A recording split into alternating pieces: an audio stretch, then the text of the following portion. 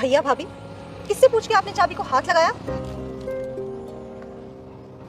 बहू, वो हमें मार्केट जाना था। तो अपनी बाइक पे जाओ ना। ये कार मेरे पापा ने दी है मुझे, मेरे यूज के लिए, आप दोनों के लिए नहीं कि जब मन किया मुंह उठा के यूज कर ली। आपको पता भी है कितनी महंगी कार है, 20,000 की सैलरी है ना आपकी। अगर इस पे एक भी स्क्रैच आया ना तो इसे रिपेयर तक नहीं करवा पाएंगे आप। नेहा, ये क्या तरीका है बड़ों से बात करने का? क्या हो जाएगा अगर हम तुम्हारी गाड़ी ले जाएंगे तो? वैसे भी हमने रोहन से पूछ के ही गाड़ी यूज की है। वो कौन होता है कुछ बोलने वाला? और वैसे भी ये कार मेरे पापा ने दी है मुझे, रोहन के पास कोई अथॉरिटी नहीं है कि वो आपको इसे यूज करने की परमिशन दे। अरे आप लोग अब तक गए नहीं?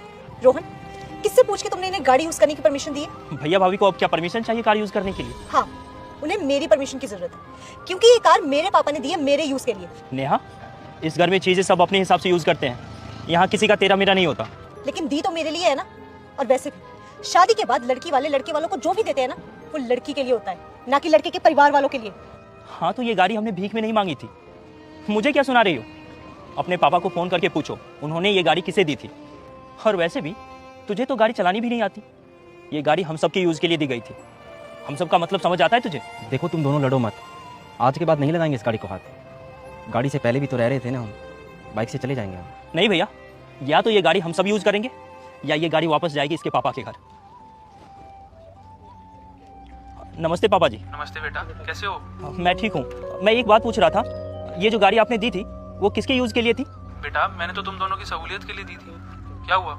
लेकिन पापा, नेहा तो कह रही है ये गाड़ी सिर्फ उसके यूज के लिए है, हम में से कोई इसे हाथ भी नहीं लगा सकता। नहीं बेटा, ऐसा नहीं है। लेकिन पापा, आज नेहा ने मेरे भैया भाभी के हाथ से चाबी छीन के उन्हें जलील किया है, सिर्फ इस कार की वजह से। पापा प्लीज, ये गाड़ी आप वापस ले जाइए, हमें नहीं चाहिए ये। इसके बिना भी हमारा गुजारा चल रहा था और आगे भी चल जाएगा, और भगवान ने चाहा ना तो हम मेहनत से इससे भी बड़ी गाड़ी ले लेंगे। अरे बेटा, ये कैसी बात कर रहे हो तुम? नेहा अभी बच्ची है, उसमें इतनी अकल नहीं है कि परिवार के साथ कैसे उठा बैठा जाता है। आप और आपके भैया भाभी तो समझदार है ना। छोटी बच्ची समझ के उसे माफ कर दो, पर एक बार मेरी बात करवाना नेहा से।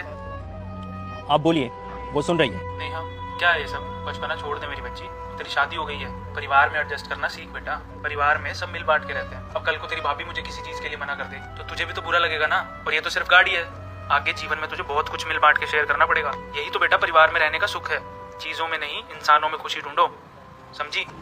जी पापा। रोहन बेटा, इसकी तरफ से मैं शर्मिंदा हूँ। अरे पापा, आप क्यों? पापा, मैं आपसे बाद में बात करता हूँ। ठीक है बेटा। आप जब चाहे ये कार यूज कर सकते हैं।